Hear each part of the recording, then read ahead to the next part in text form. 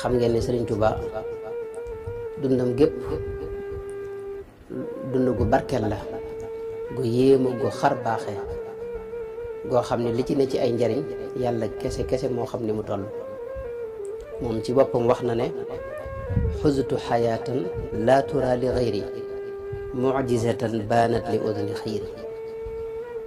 am naa dund goo xam ni ci man rek la ko yàlla jagleel, maanaam ku dul man amu ko di su ko gisaat ci keneen yeneen jëmm itam, ndax xar baax la dund gi mu dund xar baax la ci xar baaxi rasulullahi sallallahu alayhi wa sallam.